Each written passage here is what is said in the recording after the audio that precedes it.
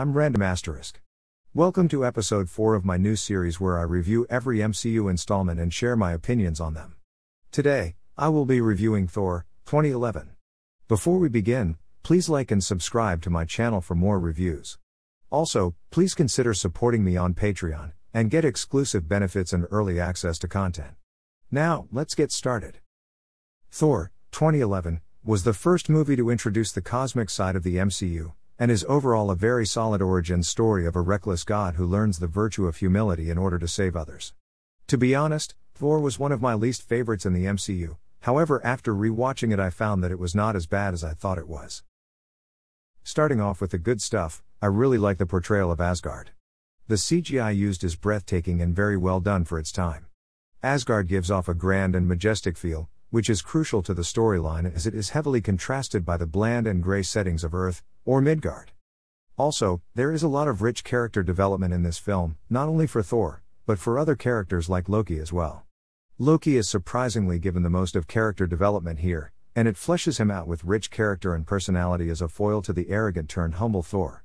I especially like the scene when Loki realizes that he was actually a frost giant, which gives him a lot of emotional attachment from the audience and important character development which is crucial to the plot of not only this film but throughout his entire journey as a character, and it is really well done. The action sequences are actually quite solid and well made, especially the scene with the frost giants and the final battle between Thor and Loki. However, I feel that the battle between Thor and the Destroyer was quite rushed and could have been extended even more, but still a good action sequence.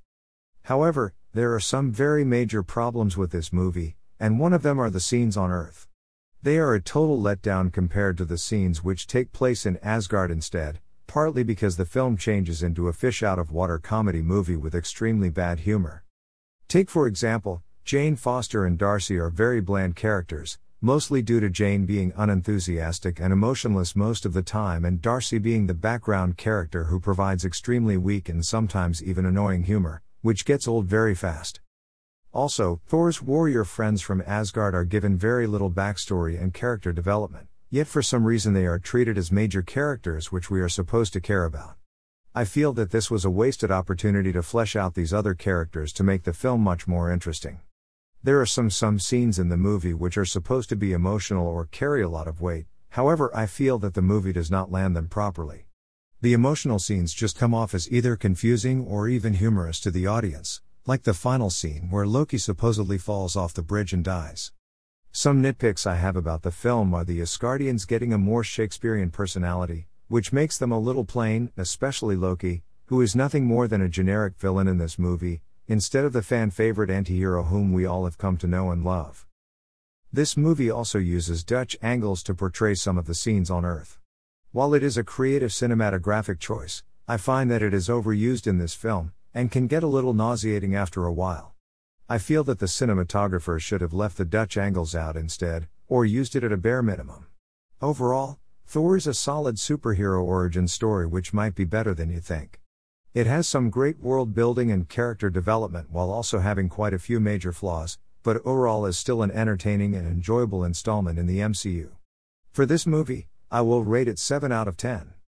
Please like and subscribe to my channel and don't forget to suggest in the comments what I should review next. Don't forget to watch my other MCU movie reviews and video essays. Also, please support me on Patreon, and get early access to videos, exclusive benefits and bonus content for the price of just $1. Thanks for watching, and I'll see you next time.